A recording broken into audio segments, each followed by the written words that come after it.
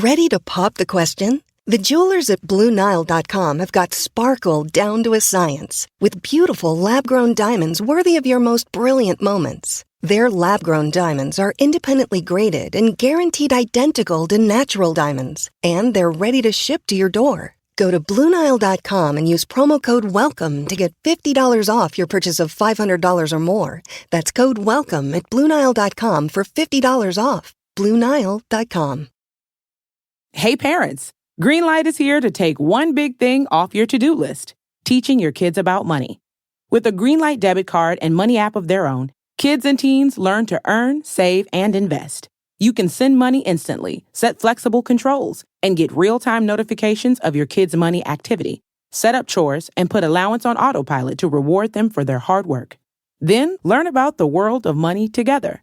Get 1 month free when you sign up at greenlight.com/podcast. Looking for a fun way to win 25 times your money this football and basketball season? Test your skills on Prize Picks, the most exciting way to play daily fantasy sports. Just select 2 or more players, pick more or less on their projection for a wide variety of stats, and place your entry. It's as easy as that. If you have the skills, you can turn $10 into $250 with just a few taps. Easy gameplay, quick withdrawals, and injury insurance on your picks are what make Prize Picks the #1 daily fantasy sports app. Ready to test your skills? Join the Prize Picks community of more than 7 million players who have already signed up. Right now, Prize Picks will match your first deposit up to $100. Just visit prizepicks.com/play100 and use code play100. That's code play100 at prizepicks.com/play100 for a first deposit match up to $100. Prize Picks, daily fantasy sports made easy. Hello, this is international football commentator Derek Ray, and you're listening to the Ranks FC podcast.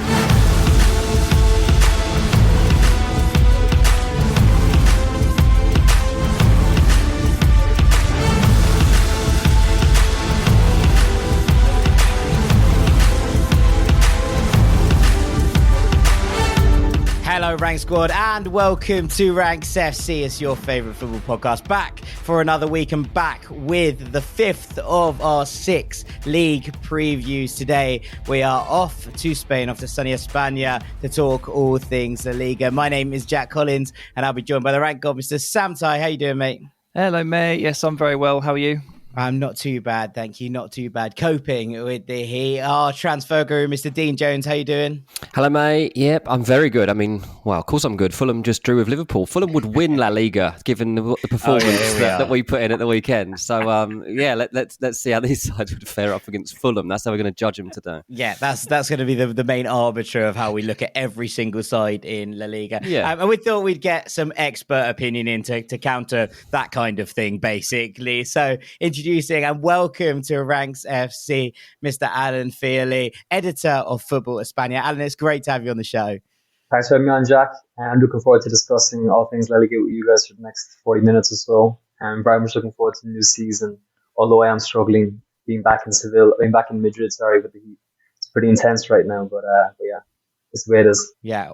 We've been complaining over the last couple of weeks how hot it's been in London, but I think we can kind of defer to a higher power here in terms of sunshine. So it's very warm, kind of everywhere. So we'll bow to you on that one. How we're going to work this, Alan? We're going to ask you 5 or so questions. We're going to throw to Dean. He's going to do the questions, and then we'll sort of bounce off them and see where we go with this. But there's a load to discuss in the league, and I'm really excited about this. So over to you, DJ. Yeah, I mean, there's only one place to start, isn't there? I mean, last season, Madrid kind of ran away with the league. I mean, you look back at the league table, it was 13 points in the end that Madrid had on Barcelona. But you get the feeling that that's not going to be the case this time around. I mean, Alan, so the first question we've got to say here is, who are the title favourites, given what we've seen over the summer, given what we saw at the back end of last season? Is it Madrid dominance, or are we looking at something new here? Who are you going for? Who's the favourites to win La Liga? It's a good question, and it's good for La Liga that it is a question, because in lots of leagues throughout Europe it isn't anymore. The one thing I will say is that Madrid haven't retained the league title in 32 years.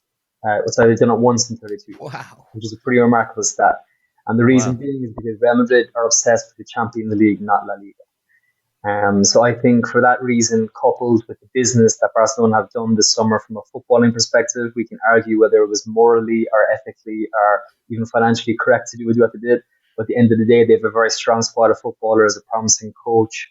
They're really hungry. They got a fire under their backsides, So I think that while logic would say that Madrid are a more stable, kind of, logical, well-ordered and consistent outfit with a pretty, settled summer, it seems to be the case so far.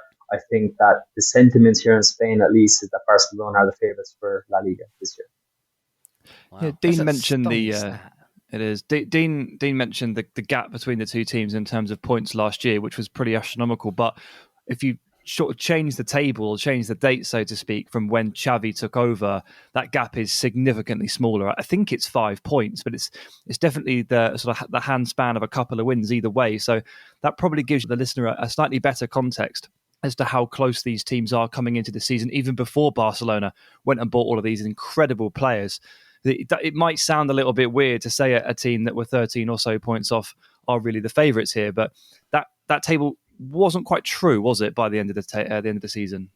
No, it wasn't true, because last season was very much a tale of two campaigns for Barcelona and for Real Madrid as well. I mean, the first half of the season, Madrid were kind of imperious. They really built up a good lead. And then they afforded themselves the chance to kind of, settle down the second half of the season, focus on the Champions League, because they'd won La Liga with 4 games to spare. And their only real title challenger, Sevilla, kind of collapsed towards the back end of the season. So they were able to, play their best players, relentlessly for the first half of the season, like Karim Benzema, Vinicius Jr., Toni Kroos, Luka Modric, Casemiro, the big guys, and not rotate. So that in the back end of the season, they could bring in the likes of Isco, the likes of Gareth Bale marginally, the likes of Dani Ceballos, Jesus Vallejo, players who weren't getting a look in the first half of the season suddenly became, key role players, because the focus was so much on the Champions League, similar with Eduardo Camavinga to a lesser extent, and Fede Valverde as well. I think Andrew Lunin got a game at one point, didn't he? Yeah, he did. He got one game, I think it was, yeah. They're taking a piss at that point. Whereas conversely with Barcelona, the first half of the season was so diabolical under Ronald Koeman. It was toxic. It was an absolute disaster, overshadowed by the Ousmane Dembele situation. Whereas when Xavi came in, there was an immediate upturn performances, some good business in January that got them over the line into the top 4, and eventually finishing second. I mean, of course, there was a bit of a wobble, can we say, maybe in the middle half of the second part of the season, but I think overall the progress is very, very promising, and they seem to be, even if they're not a complete unit yet, they were very much together as a team, and they were very collective, and they were kind of working, singing off the same hymn sheet. And the way Xavi handled situations like Frenkie de Jong's future and also Ousmane Dembele's future was very intelligent, and kind of managed to maintain a harmony in the squad that was absent in the first half of the season. I think when we look at these Barcelona ins, Alan, and we're talking Rafinha, obviously Dembele signed a new contract, then Rafinha, Koundé, Lewandowski, Kessié, Christensen. Does that go down as one of the great transfer hauls? Now, we talked about this a little bit before, last season with PSG and who was brought into that side, and it didn't work out as planned. But this feels far more tactical. It feels far more they're bringing in players in positions of need. This could go down, and there's obviously always, like, you fly back to that summer where Real Madrid, I think it was the end of 2009, right, brought in all of those players, and that's always kind of heralded as the great one. There's a chance, I think, here that this goes down as Barcelona's equivalent of that summer, because there's game changers here in almost every position. Yeah, like I said earlier, I mean, we can debate the ethical or legal morality of it all, but at the end of the day, it's a clear footballing improvement. And once they can register the players, if they can register the players, it will be a serious upgrade in last season, which, as Sam mentioned, they weren't that far behind Madrid once Xavi took over. So I think, the good thing with this summer's business is that it's also a nice variety of ages, because you have the likes of Jules Koundé, who's, 22 years of age. He's very much a guy who I think at 23 years of age, I think he could be a top-class centre-back for the next decade. He's hungry for this challenge, this opportunity. Robert Lewandowski is a decade older, exactly. He's 33. But he's going to come in and deliver goals immediately. How long he'll do that for, whether it's 2 or 3 years, I don't know. But he's going to get 30 goals at least this season, you'd imagine. Frank Kessie, 25-year-old, very underrated midfielder. I think technically he's a lot better than people think. And people tend to assume he's only physicality. But even in pre-season, he's been playing different roles an interior and as a number 8, and he's been very impressive. His title winning experience from last season with Milan from their first Scudetto since 2011. And then you've other players too. Andreas Christensen is a talented player. I think he's better than what we saw the second half of last season at Chelsea. Rafinha, I love him. Genuinely, I think he's so good. I think that while Dembele is a more talented player, I think Rafinha brings a certain grit and tenacity to the team that is maybe missing. I mean, he's from Porto Alegre in Brazil. It's a pretty rough area that he's from. He's kind of come up in a pretty hard scrabble way. And then you've the likes of, Pedri, Gonzalez, and Gavi as well. Young players and Ansu Fati too, who are going to hopefully take a step up this season and maintain an injury-free campaign. So I think if you look at the cogs of this machine, it's very, very impressive, absolutely. So I think that it potentially could be a really, really big window for them because, I know we said the same with PSG last year, but that was more kind of star power than, logic, as you alluded to, Jack. Yeah, I was speaking to a journalist in Barcelona this week because I was trying to figure out, obviously Chelsea are being linked with Aubameyang as we record this and have been for the past week or so. So I was trying to gauge whether there was any chance of him actually leaving. And this particular journalist said he didn't think so because Barcelona didn't want to sell him. One of the reasons being that they want 2 players for every single role in that team, and wasn't necessarily that Aubameyang was playing exactly the same role as Lewandowski, but if Lewandowski's not there, then Aubameyang becomes the main goal threat in that team. I mean, do you think that could be a problem in terms of keeping all these players satisfied throughout the season? Because that's a different kind of challenge for Xabi. Yeah, I think it definitely will be a big problem. I mean, the 2 player for each position approach is very logical. I think we all do that if we're, building a football manager roster or something like that. But, these are human beings as well as footballers, so you have to take that into account as well. I think the Aubameyang thing is interesting because basically for that position, you have him, Lewandowski, obviously, and also Memphis Depay. I think they'd rather sell Memphis Depay, but doing that deal is kind of a bit complicated. I think Juventus seem to be the latest kind of, front runners for his signature. He's in the final year of his deal too, so it makes sense for him to move on now. Whereas I think Aubameyang is of a higher class of player anyway. The one thing I'll say about Aubameyang is that I was watching the Arsenal documentary of the last few days since it came out, and I kind of was struck by the way he kind of carried himself, going to training and stuff with the wrapped Lamborghini and thing. Like he was clearly kind of, I wouldn't say a big fish in a small pond because Arsenal is obviously a big pond, but he was pretty comfortable in his surroundings. Whereas he's coming to Barcelona now and he's playing second fiddle to Robert Lewandowski. There's no doubt about it. They've taken the number 9 off Memphis and given it to Robert Lewandowski. He's clearly the marquee player. And there's also Ansu Fati, who I think will primarily play off the left, but can also be used through the middle as kind of a false 9 option. So I think that Aubameyang will see this as what it is. It's a chance for him in the twilight years of his career to be part of a potentially Champions League winning team because that's what this club want. They want to win the Champions League. So I think that, especially for one season at least, you've players like Aubameyang and like Ferran Torres and like maybe Rafinha or Ousmane Dembele who will accept being almost rotational options because they know that they have a chance of being part of, potentially one of the most exciting football teams in the last decade. Yeah, I completely agree. I think it's going to be really interesting. And that kind of dynamic between this new Barcelona and Madrid not standing still, I think that would be unfair, but definitely not changing things up in the same way. You're champions of Europe and champions of Spain. Why would you change it up in all that much? Obviously, they've brought Tchouaméni in. There's 3 in that midfield now looking to set, to kind of just learn from that old guard and eventually supersede them, you'd imagine. I still think they look a little bit light in the forward areas. I mean, it's been such a strange period with trying to find people to shadow Benzema. And the answer is basically it's impossible. I think we've all decided that you can't get someone to play second fiddle because the whole team is wired around Benzema. But just a little bit but wider, I think there's a little bit light in those areas if things don't go, especially with so many players leaving kind of in those zones. But I think probably it's best we come on to their cross-city rivals because, Dean, Atleti are back where they want to be. Yeah, Atleti want to be out of the picture when a season begins. They do not want to be favourites. As we discussed at the start of last season, everyone fancied them to win the league, apart from anyone that knew anything about Atleti and knew that that's not the position they wanted to be on. They don't want to be fancied by anyone. They want to be the dark horses and underdogs. And as expected, they didn't live anything like up to their billing. In fact, Barcelona, after a pretty terrible season by their standards, ended up overtaking them and finished 2 points ahead of them in the table. So Atleti didn't even finish second. They ended up finishing third, which, let's be honest, is pretty poor given the way that La Liga panned out last season. So Alan, I guess the question is this time, like, can Atleti put up a better challenge? I think they would be better than last season for the reasons you mentioned. I think that, their mentality is more suited to chasing the leaders than to being the leaders. And I think the kind of gravita or respect of having, being title holders doesn't work in their favor in terms of the mentality.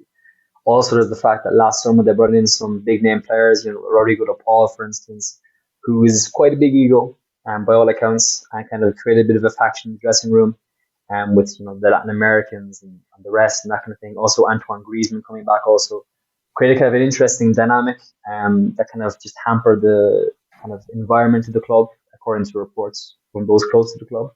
Whereas this season, I think, they'd be going into it with lower expectations. This summer, they've not done much business about Axel Witsel from Borussia Dortmund on a free transfer. He's not a exciting signing, but I think he can do a job in the holding midfield position. La Liga will be a slower pace for him. I think he'll be able to still contribute, whether it's a centre back or a centre midfield or whatever.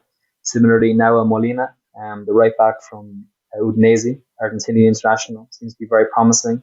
It seems Cholo has wanted him for a long time. And also having a right back suits Madrid more, because last season they were playing at Marcus Llorente there for so much because they lost Kieran Trippier in the winter market to Newcastle United. And that kind of completely unbalanced their team, because you had La Liga's best midfielder last season playing at right back. And you didn't have the same kind of balance that you would have in left flank with Yannick Carrasco. And that kind of threw the whole system on a whack, that new kind of, 5-3-2 or 3-5-2 system that, Cholo's been implementing since the season before last. Similarly, I think a couple of players could really come good this year. I think De Paul will improve upon his last season's showing. He'll be focused on the World Cup.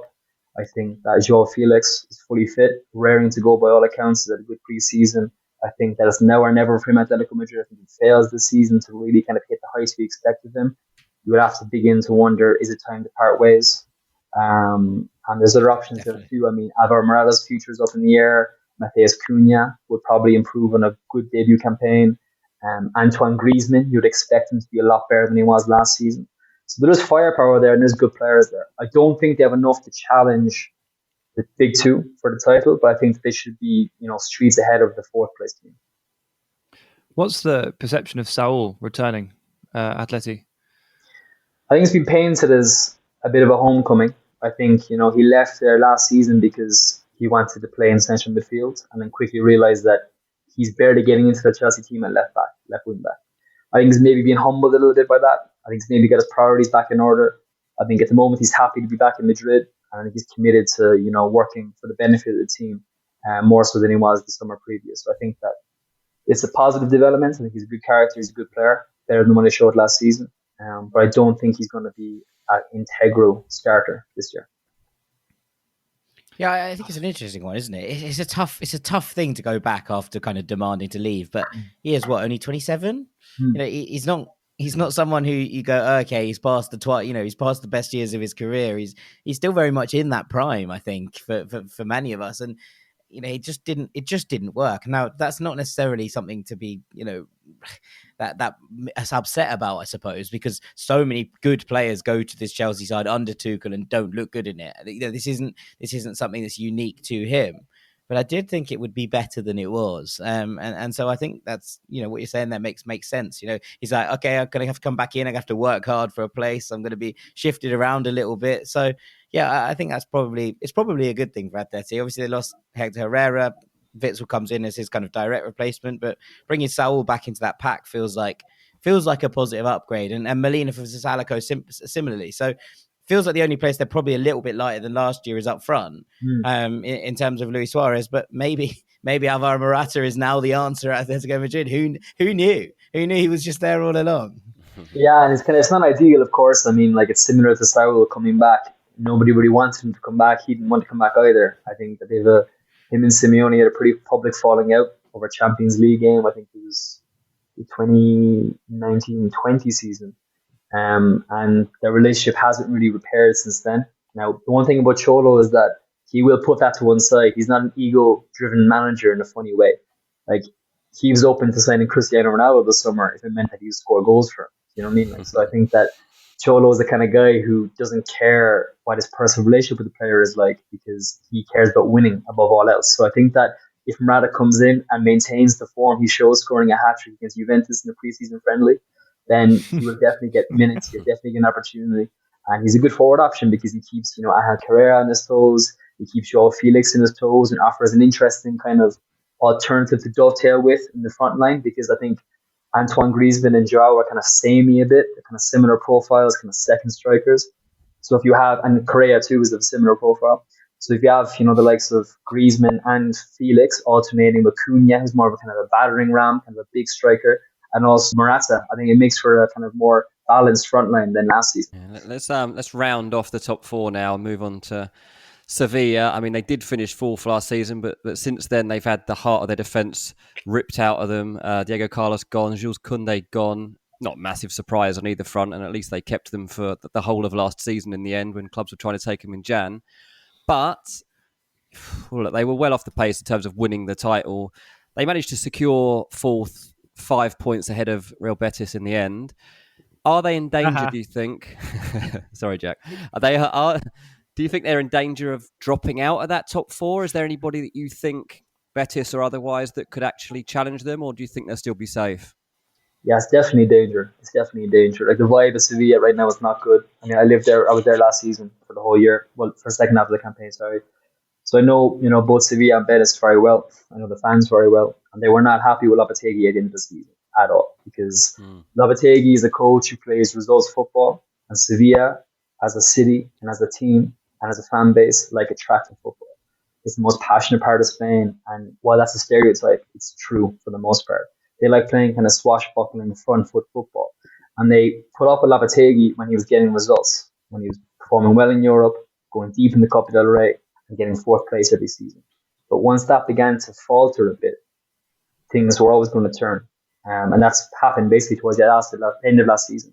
And a lot of Sevilla fans wanted him gone. A lot of them wanted him gone. They thought it was the end of the cycle and that a new chapter would be better with somebody like Marcelo Gallardo from River Plate who will come in and bring more aggressive football to Sevilla. The departures this summer are big. I mean, Koundé and Carlos were the pillar of the team, probably the best defence in La Liga over the last 3 seasons, one of the best defences in Europe. What I will say is that it was a pretty, multifaceted defence. It wasn't just a partnership, because he was with Fernando Regis, sitting in that position in front of the two of them, often dropping in between them to free up the fullbacks, and also to free Koundé to go forward. And Fernando was injured for the second half of last season. He's fully fit now. So I think he's a big boost to have back. Isco signing is an interesting dynamic because he's obviously have an unknown quantity given his form over the last couple of seasons, last quite a few seasons actually. But I think that given the right structure, working with a coach he knows and respects and doing Lopetegui, we could see the best of him again. Not the best of him in terms of 2016, 2017 Isco, but a good version of him, if that makes sense. But the lack of a striker is a big issue. Players who are out of form, the likes of Lucas Ocampos, who were key to the team when they were doing really well, aren't performing in the same way anymore. Jesus Navas is a year older. Fernando was a year older as well.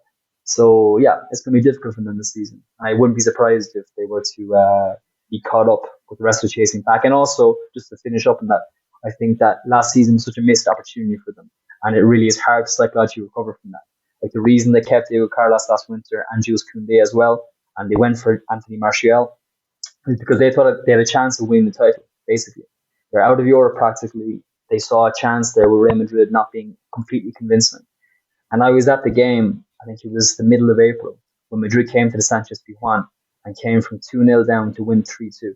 And that was a part of the game that Koundé decided to leave Sevilla. He said, I have to go. This mentality is not for me. And it was true. I was there in the flesh. It was kind of very disheartening, very flattening, very weak. And that's just not what you want a title chasing elite side to be. And for all of Sevilla's qualities, and they have many, I don't think that they have what it takes to take the next step and to really make the big three a big four. What would actually have to happen then for the rest of the summer window for you to feel a lot more comfortable with Sevilla and their kind of top four chances? You've referenced there, obviously, the heart of the central defence has been ripped out. I know they've signed other players. It's Marcal, who I'm just completely not convinced by whatsoever. But they're obviously not going to be as good as Koundé and Carlos. Like, Koundé is one of the best young defenders in the world. Obviously, they don't have a striker like, I don't know, how far back do you have to go? Ben Yedder, I guess, probably. And since they had a really, really top striker. I like him in the series, but like he's not as good as the previous ilk. So is there anything they can do this summer to make you feel more comfortable? Or is it the fact that Lopetegui's still there and there's a rough feeling around the club, I mean, that it's almost impossible for them to recover?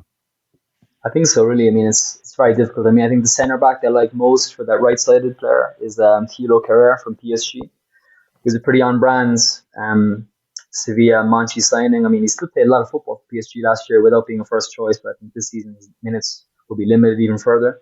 I think him and Marcao were obviously a downgrade on Koundé and Carlos, but I think the pillars of that defence, Acuna, Navas, Yacine Bono, Fernando are strong enough that, and Lopetegui's defensive coaching ability is strong enough that they wouldn't suffer that badly from that perspective. I mean, the main thing with Sevilla is the lack of creativity, because I remember in 1920 that Ever Banega, at the heart of that midfield, and he offered such a creative unpredictability. It was incredible, especially in the back half of the season when they came out of post-lockdown and they were playing behind closed doors and it was a single kind of a 10-game stretch. He was one of the best midfielders in Europe in that run, because he's a highly talented player, but he's never really been mentally strong enough to maintain that form consistently. And that's why he was at Sevilla, not at a top European club. So I guess the hope would be that Isco could be that player. But regarding the Ben Yedder situation, not since then have they had a striker capable of doing what he does. And I can't see them pulling it out of the hat this market either. They hope that would be Martial, but it wasn't the case. Absolutely not. So I would be pessimistic no matter what. I think some people writing them off for the top four is a bit much. I heard some saying that they are definitely going to fall over the season. I don't think that's the case. I think we've heard people big up Villarreal year after year, Real Sociedad year after year, to no avail, to much ado and no avail. Whereas I believe that, Sevilla still are a strong team and still a very competitive team. And their weakness isn't losing games, it's not winning games. They drew more games than MBS last season, 16. So that's what it is basically. But I think they'll be in a fight for the top four for sure. They won't get near the title race in my opinion. And if I was to back anybody to usurp them, it would be Real Betis. That's a lovely change of the guard across the city, and one that would make me very happy. I'll be honest, Alan. But I mean, look, it's been a funny summer in many ways for a lot of people, and the two kind of quiet businesses I like have been Betis and Real Sociedad as well. Sort of just quite quietly going under the radar and getting bits done. And it feels to me like that, Villarreal, I feel are probably a regression candidate. I feel like they've stood still, if anything, at this point. And much as I love El Comandante, I'm not sure he's the one man that's going to completely change this around for them. So is it those two that you see as kind of like the two challengers for this, or are Villarreal still in that conversation? Yeah, I think the vibe at Real Betis is very special at the moment. They still have the window left to be, done. So I think, the likes of Hector Bellerin, Dani Ceballos could potentially still be coming in. I don't know. I think Luis Enrique is a really interesting signing. The Brazilian, he's really good in pre-season, coming in from Fluminense. And just, like I said, I was in Seville last season, so I know what the vibe was like in the city. And when they won the Copa del Rey, it was one of the most amazing weekends of my life. Literally, it was incredible. The scenes you see on the streets of Seville was just amazing. Everyone's singing Manuel Pellegrini's name.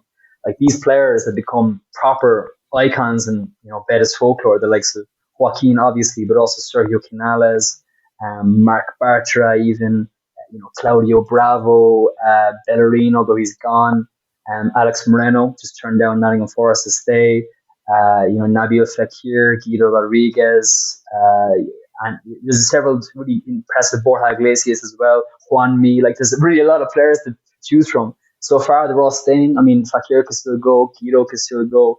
We'll see what happens there. But I think that, the style of football they're playing under Pellegrini hasn't reached the ceiling yet. They're playing very fun, very coherent, very positive football. And the fans will be completely behind them. And things can't get much better for Betis after winning the Copa del Rey in the city of Seville last season. So expectations will be high, but not in a strangling way, like at Sevilla. So I think that they'll be going into the season with positivity, with not, crippling expectations. And that's a good recipe for success. Real Sociedad are a really good team as well. A very stylish, functional footballing team who, when they're in full flight, are probably one of the best teams in Spain to watch, for sure. Really good coach, Manuel Alguacil, who's very connected to the club's and the foundations and structures. The only issue with Real Sociedad for me is that they don't have the grizzled authority that the likes of Sevilla especially had. I remember Phil Ball, who lives in San Sebastian and covers them very closely. one said to me that the difference between Sevilla and Real Sociedad is that Sevilla have players who know to win games and avoid defeat when it's ugly and when it's difficult. They have Argentinians like, Gonzalo Montiel, like, Lucas Ocampos, like Acuna, who are nasty. You know what I mean? They're nasty players. Whereas Real Sociedad have a much younger, fresher team who are maybe more talented and can play better football in Sevilla, but don't have the same grit that you need to sustain form across the 38-game season. So what is happening for Real Sociedad is them beginning strongly, beginning impressively. People get carried away talking about them as top four contenders, as even title contenders, but I think that they won't sustain it over the full course of the season. We've seen it 3 years in a row now. Villarreal, I think they're a good squad. They underperformed badly last season and the season before, finishing 7th in both campaigns. Obviously, they did very well in Europe, but I think that's more to do with Unai Emery's tactical nous than it is to do with the quality of the team. I think Emery as a coach has always been better in, one-off tactical battles with other coaches. That's why he's always been so good in Europe, and that's why, they won the Europa League in 2021, and that's the semi-final in 2022. So they're a very good team. I'll accept them to do better this season and be in the conversation for sure. But I think that, this kind of hailing them as the successors to Sevilla's, 4th place kind of trophy crown is a bit premature. Let's see how they go first, because like Sevilla, they also have a serious problem with winning games. And while, Morales is not maybe an inspiring signing, I think he is a good option because he kind of gives an alternative to Danjuma and to Moreno in that kind of, goal-scoring role. He's great fun. I really do like him, but I'm just not sure he's the, the extra kick of quality that they need there. There was rumours of them selling Bulidia. I was like, this seems all a bit premature off the back of one season. But no, I do like it. I'm just not completely convinced that they're going anywhere in the right direction. It feels like their kind of peak was 2 years ago, and they've been falling away from it ever since. But when Gerard Moreno is injured as much as he is, they just want maybe that like X factor attacker who can step in 10 times a season when Moreno misses 10 games. And Morales feels like a pretty decent, like, I don't want to say it, but B-Tech Moreno in a way.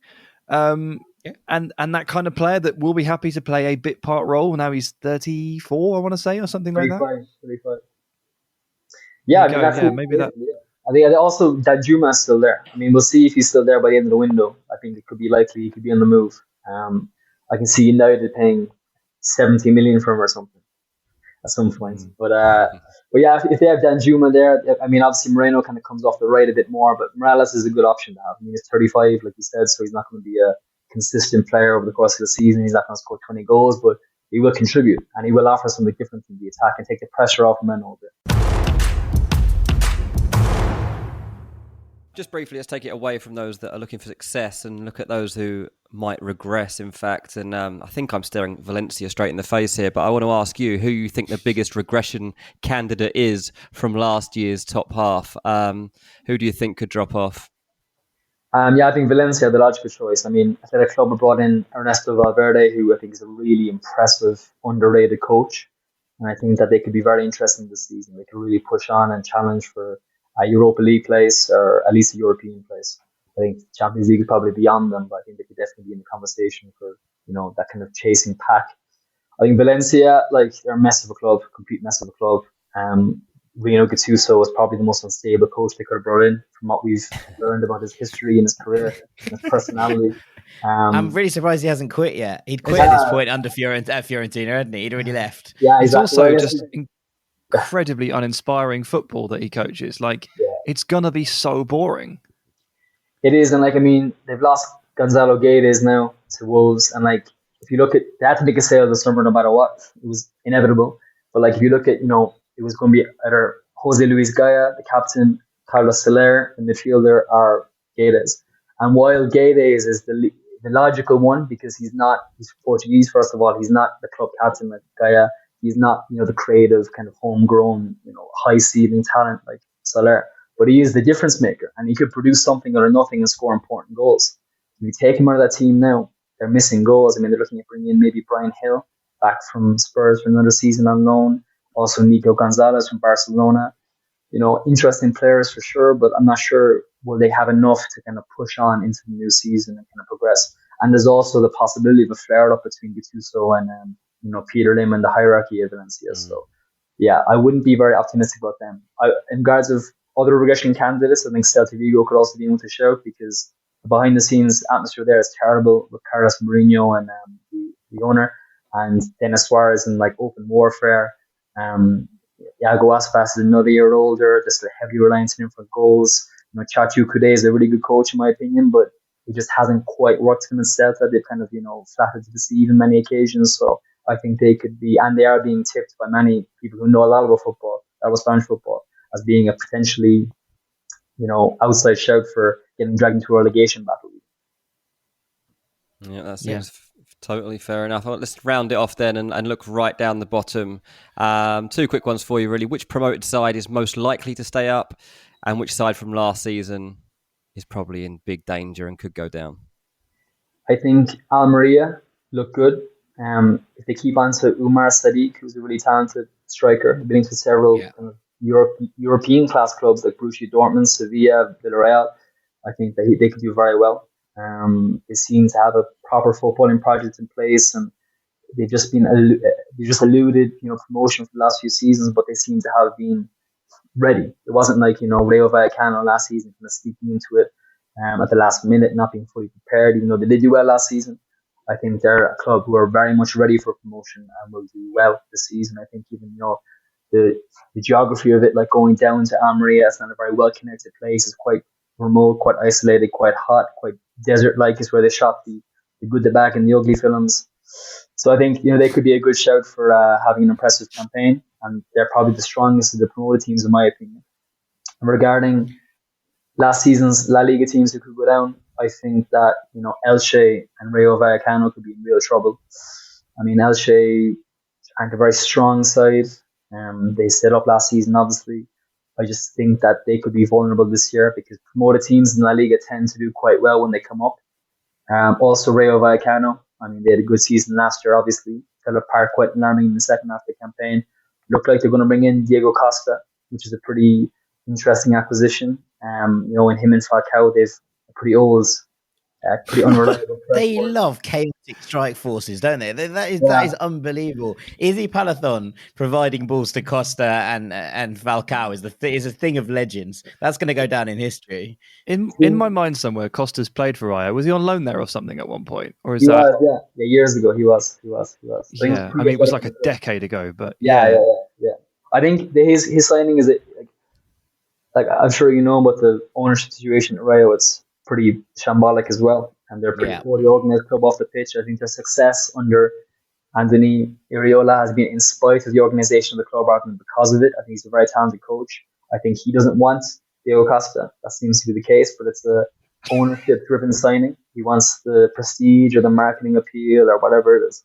So I can just see things going a bit pear-shaped there, and I can see Iriola either walking or departing on mutual terms for some place that he can put his talents to work a bit better and a bit more stable environment. Yeah, the way Rayo ended the season was horrific. I mean, basically the entire second half of the season was horrific, and they did a proper Hull City on it, where the first half they were unreal, and they basically stayed up as a result. So if they lose like their first 2-3 games, like I will immediately just assume they're going down because they will need to arrest that slide that they were on, and if they don't do it really fast and reset the record, it will just continue, won't it? And it will end badly. And also the adrenaline of the first season back, I remember everyone going to Vallecas last year. It was very exciting, very new, very fresh, whereas like the second season syndrome was a real thing, as you alluded to, coming off the back of a pretty uninspiring second half of the season. Well, that's an understatement, a pretty shambolic second half of the season.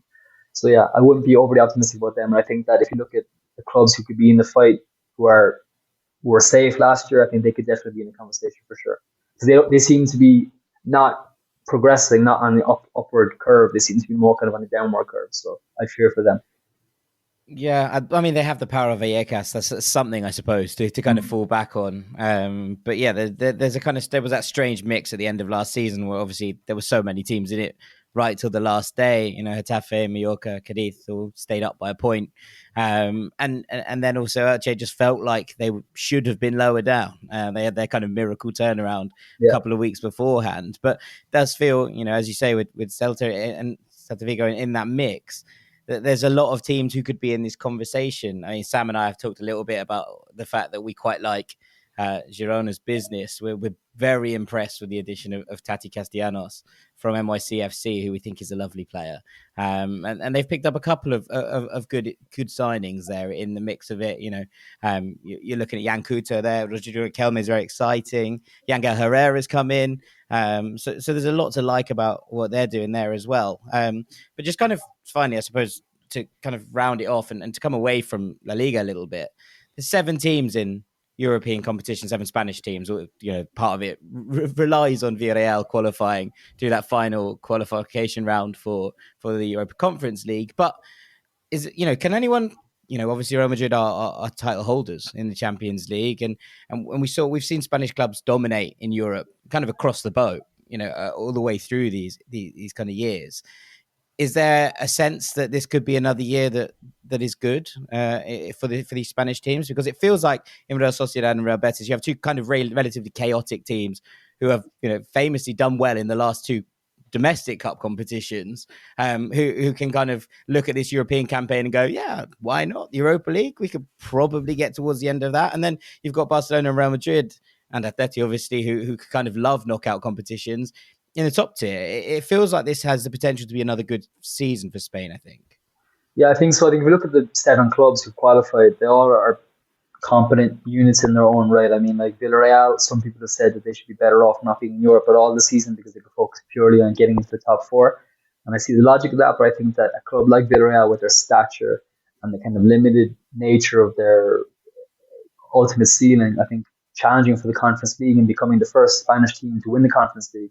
Well, it's actually the first time a Spanish team ever compete in the Conference League because they qualified in 2021-22 and played in the Champions League because they won the Europa League. So I think that they could take it seriously potentially and win it. I mean, we saw what Roma was like last season. It was incredible.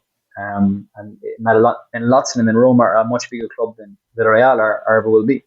So I think that they could take it seriously. They could potentially win it. I think Emre would probably like having that on his belt, that notch in his bedpost, you could say. Similarly, I think, as you mentioned, Real Sociedad and Real Betis are both really talented teams who could give anyone a game on their day. I think they're more mature now than they were last season and the season before in Europe. Real Betis especially have title winning experience under their belt. I think they will definitely be targeting the Europa League and taking it very seriously. So both of them go very far, and it could be outside shots for the eventual winners, you could say.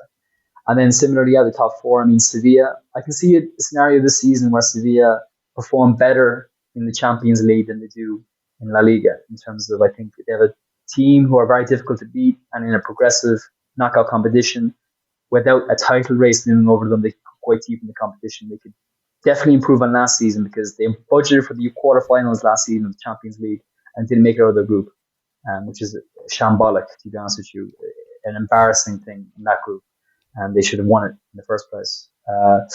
Similarly, I think Atletico Madrid, won't have enough to challenge for the league title this year, in my opinion. I don't think they'll be in the conversation come the back end of the season, but they do have the talents and the coach and the competitive nature to go and potentially win the Champions League because, anybody can win it, and it's not always the best team who wins the Champions League. I was at the game against Man City last season at the Wanda Metropolitano, now called the Civitas Metropolitano. I can tell you the atmosphere of that game was ridiculous. I've never seen a more venomous, aggressive, intimidating cauldron in my life, and I'm an Everton fan.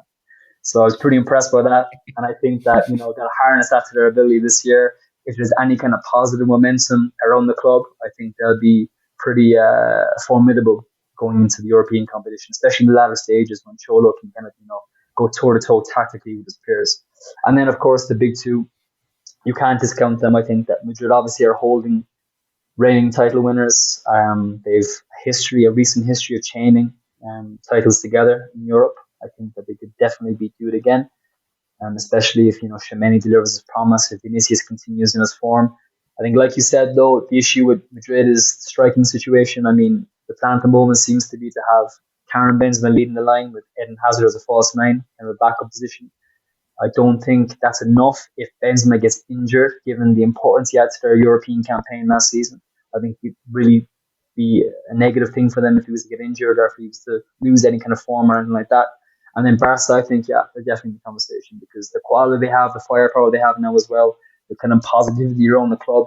There was 85,000 at the Joan Gamper on Sunday evening when they beat Pumas 6-0.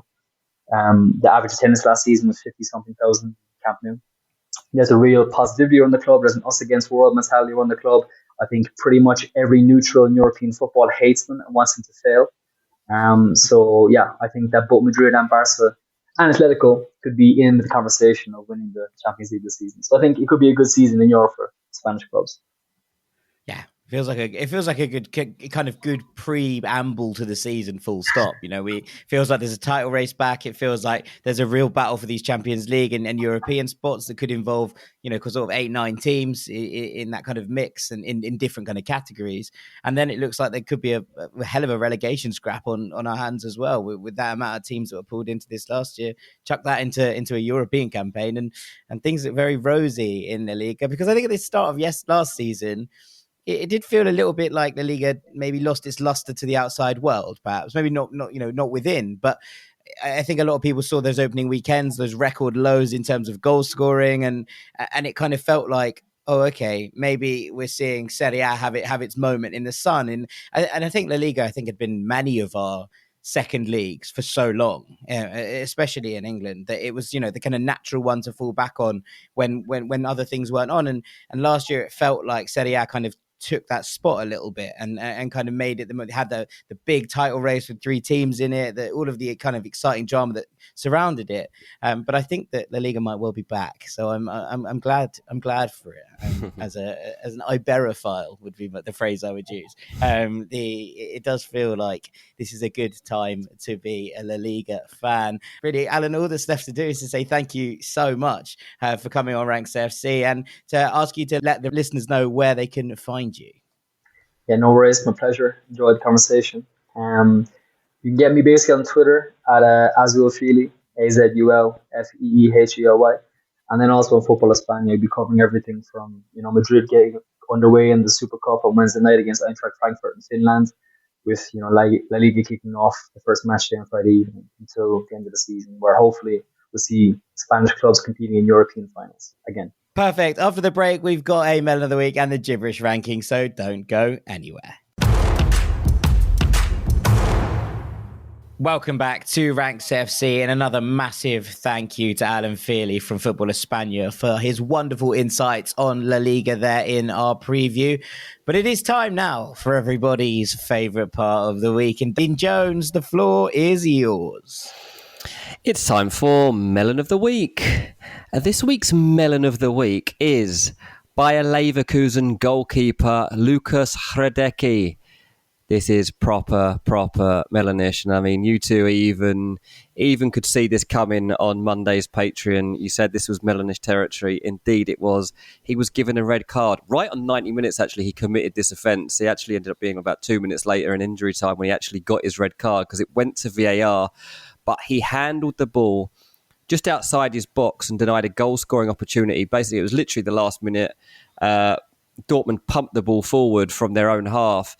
And it looks like the ball, to be fair to him, it probably thought it would have a bit more on it. And the ball drops and bounces for the first time. And it doesn't have much momentum to it. So he kind of starts a little bit. And Marco Reus probably starts chasing it down. And Hradecky just tries to carry on like normal, catches the ball. It is clearly not in his box at this point. Catches the ball and just rolls it out like nothing's happening. And actually play does continue for a little bit, but Terzic is going absolutely mad on the side of the pitch, like screaming at the fourth official, like, wait, stop the game. You need to check this.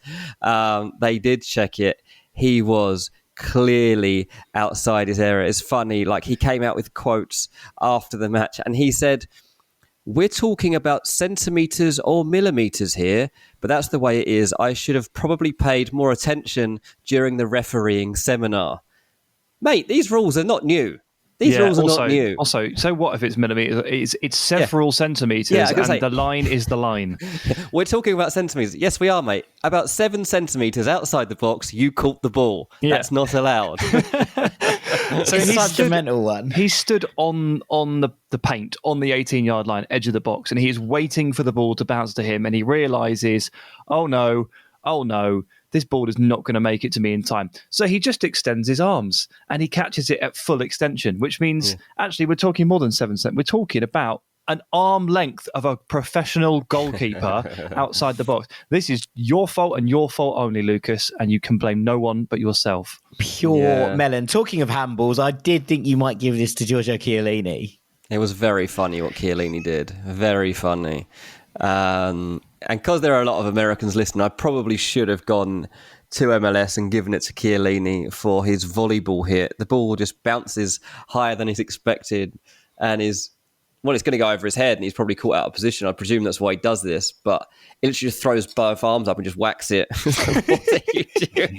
It's like you completely forgot. So this happened to me once playing like football for Durham. And we had a bloke in our team who also played like, I can't remember, like ultimate frisbee or something. And he came in for a corner in our box and he literally just like leapt up and punched the ball out of the box. And we were like, what are you doing, Josh? And he was like, I'm so sorry. I just completely forgot. It just was going over his head, and he just like Jenny jumped up and like punched it away. And I was like, "Oh, we've just given away a penalty." Like he was like, "I'm so sorry." It was like, and it was also it's one of those who like it's so stupid that you can't even like blame him for it because he was like, obviously, I know I'm not supposed to do that. I just like my head was just gone for a minute, and he was like, we were obviously like, oh, we obviously didn't mean to. Like, you've just obviously like gone into reflex mode, and that's happened. Yeah. That's what it felt like for Chiellini. So this happens to me actually in my football group, probably about once a week, because the lads you try and lift the ball over the top, and by 50 minutes in, they're all absolutely exhausted, and they're not really interested in chasing the ball back over their head, just like Chiellini. But these are all like, somewhere between 35 and 45-year-old men, So is Chiellini, to be fair. Okay, not professional athletes, and they just can't be bothered. Chiellini doesn't really have too much of an excuse, unless he has been playing a lot of volleyball on the beach in LA recently. Maybe that's it. Maybe he lives in like Santa Monica, and that's what he's been doing every day, all day after training. Yeah, maybe. It's a good point. It's a fair excuse if that's the case. Yeah, it makes sense. We're all for Giorgio Chiellini, but there you are, Lucas Hradecky. You are Melon of the Week. Oh God, that was a really short one because my voice just stopped working. Sorry about that. A really short. I'm sure people will be delighted that they haven't had to listen to the whole thing, to be honest. That is, however, a very short gibberish siren, which means that Sam, it's over to you. Yeah, I've been thinking this week about all the stuff that I don't like, but I wish I did. Oh, I like this one. This is a good one. Yeah, just stuff that would make my life obviously so much easier if I liked these things. It is a long list. Obviously, I have cut it down to a top 3, and at 3 we'll start with carrots. Specifically carrots. Now, this can obviously apply to so many vegetables. I eat so few of them, but carrots would be a big win for me, just individually, mostly because they're Rachel's favourite. Oh, yeah. And it would just be so much better if I liked Rachel's favourite vegetable. You know when you go to a nice restaurant and you get the shared side dishes? Yeah. She always wants to get the carrots, and I always want to get not the carrots. And like, obviously it's fine. We can have multiple dishes. But the idea is you share a bit of that. And you know what? Every single time we go to a very nice place, we get the carrots. And when Rach says, oh, these are good carrots, I go, all right, I'll give it a go. I'll try it. Awful. Absolutely awful. Every single time I try, see if my taste buds have changed, because that does happen over time. Carrots continue to elude me, and I just hate them, but I wish I didn't. Fair. Makes sense. I feel you. Carry on. Yeah. Carrot on. In it too is fish. Good Lord. Fish are horrible. Generally? I hate eating fish. Oh. Yeah. So what dead fish? You don't like alive fish? You don't mind fish generally? Fish that are alive are okay. They can stay. But dead fish that you then eat, I mean, there's just so many different fish. And it just feels like a generalization. No, but I hate all of them. You don't like any fish. You don't I'm yet to find a single fish. You had some fish when we were in Genoa. We went to a seafood restaurant by accident. No, I didn't. You can't call that fish. That was sea urchin. You did have some sea urchin. Yeah, I mean, look, I like prawns. I like lobster. Obviously, I like crab. I like squid. I like octopus. And well, no, I'm not going to say I like sea urchin. No, but I have tasted it. Yeah, but I like all those things. But as soon as it becomes an actual fish, not interested. And I have tried a fair few, and not even the finest salmon. that my parents love and cook for every time we get the family together. Can't bloody have it. It's in so many different dishes. When you go to places like Portugal, coastal countries, they specialize in fish. People go, "Oh, go to Portugal, you love it. It's a great fish." I go, "Well, I won't love it, will I? I hate fish." Now I know. I went to a steak restaurant in Portugal. We didn't go to a fish restaurant. Didn't know that at the time. Yeah. There you go. I don't like them. I wish I did, man. It would be so much easier. Also, they're so good for you. Dean, you're always talking about how you're eating fish, and you look great, man. Yeah. Thank you, mate. I do eat a lot of fish. I mean, Taylor doesn't eat red meat, so I don't eat that much. I barely eat any red meat, as you know. This is also why we went to the steak restaurant. Yeah, it was. I do eat. The only time I eat red meat, really, especially like steak or burgers, is like in decent places now. That's why we went to that place. But fish is like a staple for me, like 3 or 4 times a week. Yeah, I like a fish. I'm a big fan of fish in pasta. In fact, maybe we could get you to try some whitebait. Oh, maybe. I don't know. I just feel like... I think because whitebait's really small. It doesn't like sardines, not sardines, anchovies in things. Like chopped like up a tuna anchovies. sandwich, Sam. Oh, God, no. Goodness, Is that no. one of the worst? Oh, it's one of the worst. Yeah, really bad. No. I think we've got to try them with the small fish first, Dean. And whitebait, anchovies. That's where we're going to start. I don't like fish and chips. And it means... Nor do I, to be fair. And it's got nothing to do with the fish. I just don't like battered fish, full stop. I don't think fish and chips is that great. No, I mean, people, whenever they come from America, they're thing in desperate the to have world. fish and chip. And me and Tay are like, don't bother. You're not missing anything. I'd rather have a pie. Yeah, I'll take you somewhere else and get you some other English stuff. Like, we're not having fish and chips, rubbish. I just feel like with me not liking tea and me not liking fish and chips, I just feel like a bit of a fraud. All the quintessential English things. Is tea number one? Because tea is a big bad miss. It's not number one because there are many viable alternatives to tea that it doesn't really affect you. Coffee, tea and coffee is a that's standard. true. You can always have a coffee. That's fine. This or that. It doesn't really affect me in this way. The number one thing I wish I liked is strikers that score goals. Yeah. Because I just hate them, and I'm acutely aware of the fact that this sport is decided by goals. Therefore, they are the most important commodity, and yet for some reason, the guys that stick it in the back of the net, I have no interest in. It's getting to a point now where I'm starting to wonder about myself. In your fantasy team, do you have 3 strikers that don't score goals? Yeah, he's got Firmino. I've got Mikel Antonio, so that doesn't really apply. But he's a former wing back, I've got Cameron Archer, to be fair, gunman, but he's on the draft team, third slot, and Awonyi, who doesn't play at the moment, so he can't score. Which is great. Wow, you actually have got 3 non-scoring forwards. Yeah, Archer doesn't either. Archer got a minute, so I think none of these people are playing football really. Skamaka will have that spot soon. That'll be that. Trying to avoid goals where possible in fantasy. Obviously, you won't be surprised to hear that I lost my opening fixture in draft. I actually scored the fewest points of any team in the league. Absolute disaster of an opening weekend for me. So I have got first pick on waivers. And I'm going to be picking up, I think, Gonzalo Guedes, who I told you on Monday I don't like. So, and I've got Brendan Aronson, who I told you 2 weeks ago I don't think's that good. So I text Jack earlier. The hypocrisy here is endless. Yeah. Do you know what things You're wrong about Brendan Aronson. Yeah, things I don't like. I wish I did. Sam's hypocrisy. But I think my answer is most cheeses. But I can deal with the basic cheeses. But anything kind of stronger than a cheddar, I'm in real trouble. And anything soft, I'm in proper trouble. But I really wish I liked cheese, and I really wish I liked mushrooms. They're the two things I don't eat. Those two things. Yeah. It's the only vegetarian meal I eat is mushrooms with cheese. Yeah, on toast. Yeah, a good one. Love to like mushrooms. I'd love to like cheese. Don't like either. It's a real shame. Yeah, fair enough. But here we are. And on that bombshell, I think we are going to call this a day. And all that's left for me to do is to say thank you very much to Mr. Dean Jones. Cheers, mate. Thank you very much to Mr. Sam Sai. Cheers, buddy.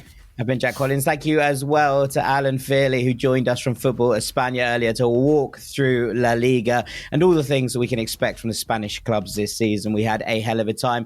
Make sure you go check him out on Twitter and on the Football España website. We will be back later in the week with our final and 6th preview of this season, the Serie A preview, which we're very excited to bring you ahead of its return on the weekend also. We'll see you then, gang. Take it easy, and thank you for listening. Peace. Hey parents, Greenlight is here to take one big thing off your to-do list, teaching your kids about money. With a Greenlight debit card and money app of their own, kids and teens learn to earn, save, and invest. You can send money instantly, set flexible controls, and get real-time notifications of your kids' money activity. Set up chores and put allowance on autopilot to reward them for their hard work. Then learn about the world of money together. Get 1 month free when you sign up at greenlight.com/podcast.